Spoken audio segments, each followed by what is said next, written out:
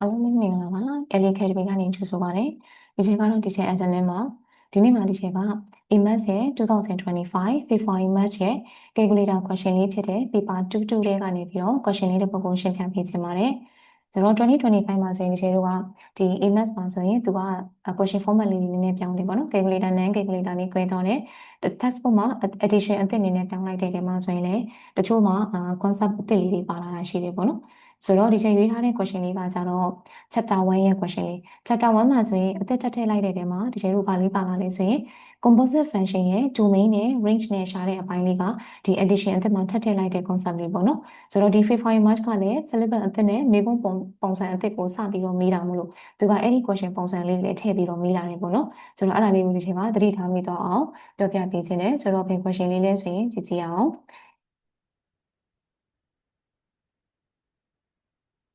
ဆိုတော့အဲ့ဒီ question လေးကဒီ paper 22လေးရဲ့ question number 7မှာ question number 7မှာကကြတော့သူက chapter 1ပေါ့နော် chapter 1 function အခန်းကိုမှ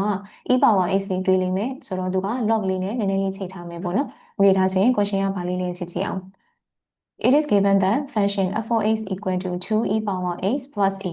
for x greater than or equal to 0 where a is an integer လို့ပေးထားတယ်။ဒါဆိုရင်သူမှာက given function လေး exponential function လေးတစ်ခုရှိတယ်ပေါ့။ပြီးတော့ရင်ဒီနောက်ကပေးထားတဲ့ကောင်လေးကဘာလဲဆိုရင် domain လေးဒီ function လေးဖြစ်ဖို့အတွက်ဆိုရင်အစားသွင်းလို့ရတဲ့ကဏ္ဍတန်ဖိုးလေးတွေက0ကနေစပြီးတော့0ထက်ကြီးတဲ့ကဏ္ဍတွေအစားသွင်းလို့ရတယ်လို့ပြောထားတယ်။ပြီးရင်သူ့မှာက unknown လေးတစ်ခုပါသေးတယ် a အဲ့ဒီ a လေးကကျတော့ is an integer လို့ပြောတာမို့လို့တကယ်လို့ a တန်ဖိုးလေးကအစားသွင်းခဲ့မယ်ရှာခဲ့တယ်ဆိုလို့ရှိရင် integer value positive integer value sorry positive whole number integer ဆိုတော့ positive whole number လည်းဖြစ်နိုင်တယ် positive negative number တွေလည်းဖြစ်နိုင်တယ်ပြီးလို့ရှိရင်အလဲက0လည်းပါမယ်ပေါ့အဲ့တော့ integer ကကြတော့whole number positive negative ဖြစ်နိုင်တယ် including 0ပေါ့အဲ့တော့သူမှာ fraction နဲ့ decimal တွေတော့ဖြစ်လို့မရဘူးအဲ့ဒီကဏ္ဍလေးဖြစ်နိုင်တယ်လို့သူကပေးထားတယ် g of x ကကြတော့ function က square root function လေးပေးထားတယ်ပြီးရင်နောက်ထပ်သူ့ရဲ့ domain နေနဲ့ limit ကကြတော့ x က greater than or equal to 1ကိုအစားသွင်းလိုက်တဲ့ကဏ္ဍတန်ဖိုးတွေက1ကနေစပြီးတော့1တက်ကြီးတဲ့ကဏ္ဍတွေသွင်းလို့ရတယ်လို့သူကဒီလိုမျိုးလေးနဲ့ပေးထားတယ်ဒါဆိုရင်မေးတာကကြတော့ find the least value of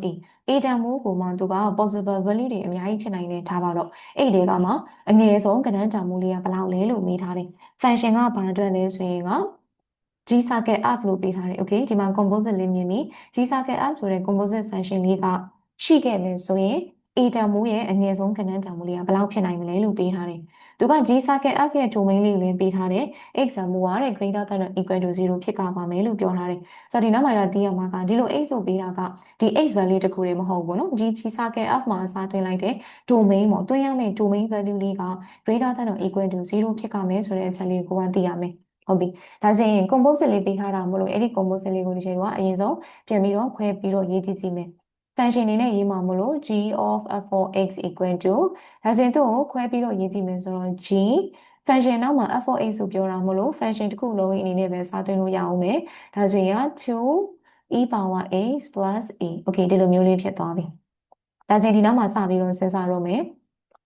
ဒီနောက်မှာ f of x ရဲ့ domain ကဘာလို့ပေးထားလဲဆိုရင် x တန်ဖိုးက greater than or equal to 0လို့ပေးထားတယ်။ဒါဆိုရင် x တန်ဖိုးကအစားသွင်းလို့ရတာဒီ0ကနေပြီးတော့0ထက်ကြီးတဲ့ကဏ္ဍတွေသွင်းမယ်။ဟုတ်ပြီ။ဒါဆိုရင် a တန်ဖိုးလေးကလည်းသူကမေးတာက least value လို့မေးတာဖြစ်တဲ့အတွက်ကြောင့်မလို့ဒီမှာရော x တန်ဖိုးလေးကိုအစားသွင်းတဲ့ခါကျရင်လည်းအငယ်ဆုံးကဏ္ဍတန်ဖိုးလေးနဲ့စဉ်းစားပြီးတော့အစားသွင်းပေးကြည့်ရမယ်။ဒါဆိုရင်ဒီနောက်မှာ x တန်ဖိုးလေးမှာဘာအစားသွင်းရမလဲဆိုတော့ x တန်ဖိုးကို0လေးအစားသွင်းခဲ့ပေးမယ်။ဒါဆိုရင် x တန်ဖိုး0လေးအစားသွင်းလိုက်တယ်ဆိုရင် g function လေးက domain လေးကဘာဖြစ်သွားမလဲဆိုတော့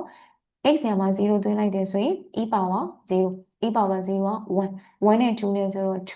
ဒါဆိုရင် g of 2 plus a ဆိုပြီးတော့ g function အတွက် domain လေးထွက်လာတယ် g function အတွက် domain လေးကကြတော့2 plus a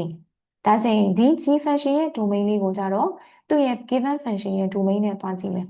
given g function ရဲ့ domain ကသူကဘာလို့ပေးထားလဲဆိုရင် x ဇာမိုးလေးဆိုတာကတဲ့ greater than or equal to 1 1ကနေစပြီးတော့1တက်ကြီးတဲ့ကောင်တွေအကုန်လုံးအစားသွင်းလို့ရတယ်လို့ပြောထားတယ်။ဒီကျတော့ရှာနေတာ a တန်မိုးကအနည်းဆုံးကဏ္ဍတန်မိုးလေးဖြစ်တဲ့အတွက်ကြောင့်မို့လို့ဒီပေးထားတဲ့ domain တွေက1လေးကိုညီချပေးလိုက်တယ်ဆိုရင်ရပြီ။အဲ့ဒါဆိုရင်ကဒီ domain တန်မိုးလေးကဒီမှာ unknown နဲ့ပါတာဖြစ်တဲ့အတွက်ကြောင့်တကယ်လို့ဒီ2 plus a ဆိုတဲ့ကောင်လေးကအစားသွင်းခဲ့မယ်ဆိုရင်သူ့ရဲ့ value တွေဒီ greater than or equal to 1ဖြစ်မယ်ပေါ့ ဒါလေးကိုသူ့ရဲ့ domain လေးကိုယူပြီးတော့တွက်လိုက်မယ်ဒါဆိုရင်ဒီနောက်မှာ a တန်မိုးလေးကဘာရလာမလဲဆိုရင် a တန်မိုးလေးက greater than or equal to minus 1အဲ့ဒါဆိုရင်ထွက်လာတာက a တန်မိုးက minus 1က1နဲ့လည်းညီနိုင်တယ် minus 1ထက်လည်းကြီးနိုင်တဲ့ကဏ္ဍတွေအကုန်လုံးဆိုပြီးတော့ထွက်လာလိမ့်မယ်မေးတာက least value of a လို့မေးထားတာဖြစ်တဲ့အတွက်ကြောင့်မလို့သူရဲ့ a တန်မိုးလေးဆိုရင်နောက်ဆုံး final အနေနဲ့ answer ပြန်ထုတ်မယ် so a is equal to the minus 1ပဲ confirm ပေါ့ဒီတစ်ခုလေးပဲဖြစ်တော့မယ်ကျန်တာတွေကကောင်ကကြတော့1ထက် minus 1ထက်ကြီးတဲ့ကောင်လေးဆိုတော့တခြားother value ဖြစ်သွားမယ်ပေါ့နော်ဒါဆိုရင်သူ့ရဲ့အဖြေက least value of a လေးက minus 1 okay အဲ့ဒါနံပါတ် a လေးပြီးသွားပြီဒါဆိုရင်နံပါတ် b မှာကျတော့တကယ်လို့ဒါ a တန်မိုးလေးက5ဖြစ်ခဲ့တယ်ဆိုရင်ဒါဆိုရင် a နေရာမှာတော့ confirm 5လေးကိုစားသွင်းလို့ရမယ်ဒီသူပြောထားတဲ့ solve the equation လေးလုပ်ဖို့အတွက်အဲ့တော့ဒါကတော့ပုံမှန်တိုင်းပဲ composite ကို solve the equation မေးနေကြပုံစံလေးပဲအဲ့ဒါကိုမှ e power လေးနဲ့တွဲပြီးတော့ log နဲ့နည်းနည်းလေး concept လေးနည်းနည်းလေးပြန်သုံးမယ်ပေါ့ okay ဒီနောက်မှာကကြတော့သူက specify လုပ်ထားပေးတယ် answer ကို3 decimal place ပြခိုင်းတယ်ပုံမှန်တိုင်း question မှာဘာမှ specify မလုပ်ထားဘဲနဲ့ဒသမကဏ္ဍတွေထွက်လာခဲ့တယ်ဆိုရင်ကအမြဲတမ်း3 significant နဲ့ပဲပြမယ်ဒီလိုမျိုးသူက question မှာတေချာပါဘလောက်ပေးပါဆိုပြီးတော့ specify လုပ်ထားခဲ့တယ်ဆိုရင်တော့ဒါလေးကိုကိုကသတိထားပြီးတော့ကြည့်ပေးရမယ်သူပြောတဲ့ကဏ္ဍတန်ဖိုးလေးရောက်တဲ့အထိကို round ပေးရမယ်အဲ့လိုမျိုးရင် final တစ်မှတ်ကရောက်နိုင်နေပေါ့နော် okay ဒါဆိုရင် question လေးတွက်ကြည့်မယ်သူကပေးထားတာက g of f of 3ဆိုရင်တခါလေးတွင်းကြည့်လိုက်မယ် g of f of x ရဲ့နေရာsorry g of f of x equal to 3ဆိုတော့ g of f of x ရဲ့နေရာမှာကကဏ္ဍတွင်းလိုက်တော့ 2e power x plus a equal to 3ပေါ့ဟုတ်ပြီဒါဆိုရင် तू က a တန်မိုးလေးက5လို့ပေးထားတာမလို့ရနောက်တစ်ဆင့်မှာ a တန်မိုးလေးကိုထည့်လိုက်မယ်ဒါဆိုရင်ဒီကောင်က g of 2e power x plus 5 equal to 3 okay နောက်တစ်ဆင့်ကျတော့ gf function လေးမှာတွင်းမယ် gf function မှာ square root function လေးပေးထားတယ်ဒါဆိုရင်ဒီ square root ထဲမှာကဏ္ဍလေးထည့်လိုက်မယ် square root of bracket ထဲကကဏ္ဍတန်မိုးလေးဒီ x တန်မိုးလေးအနေနဲ့ဖြစ်သွားမှာမို့လို့ 2e power x plus 5 minus 1 equal to 3 okay ဒီကနေပြီးတော့ solve the equation လေးဆက်လုပ်မယ်အဲဆိုရင် solve the equation ဆိုတော့ make it subject ပုံစံလေးဖြစ်သွားပြီရရှာချင်တာဒီ unknown x လေးကိုရှာမှာမို့လို့အဲဆိုရင် square root လေးကိုအရင်ရွှေ့မယ် okay အဲဆိုရင် square root ကိုအရင်ဆုံးရွှေ့လိုက်တော့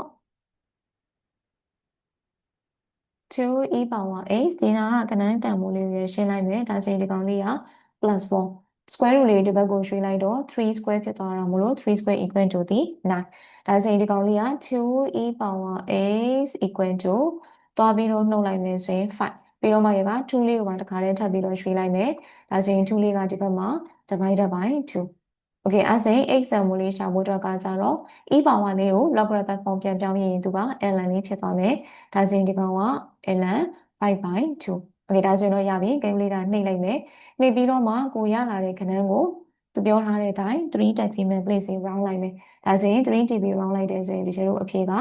0.916 ဆိုတဲ့ကဏ္ဍလေးထွက်လာမယ်ဒါဆိုလို့ရှိရင်တော့ဒီ question လေးကပြီးသွားပြီပေါ့နော်အဲ့တော့သူက function လေးမှာ9မှတ်အနေနဲ့ပေးထားတယ်ဒီထဲမှာဒီ circle f ကိုမှဒီလိုမျိုး domain လေးတွေနဲ့စဉ်းစားပြီးတော့နှစ်ဆင့်သွင်းတဲ့ကောင်လေးပေါ့နော်ဆိုတော့ဒီလို question လေးက February March မှာစပြီးတော့ပါလာတာမို့လို့ October November မှာပြင်မဲ့သူတွေဖြစ်ဖြစ်2026ကျမှပြင်မဲ့သူတွေဖြစ်ဖြစ်မဖြစ်မနေအသစ်ထပ်ထည့်လိုက်တဲ့ exercise 1.3ရဲ့ composite function ရဲ့ domain နဲ့ range လေးတွေကိုမဖြစ်မနေ practice လုပ်ထားဖို့ပြောချင်ပါတယ်ဒါဆိုရင်တော့နောက်ထပ်ဗီဒီယိုလေးတွေကြာရင်ထပ်ပြီးတော့တွေ့မယ်နော်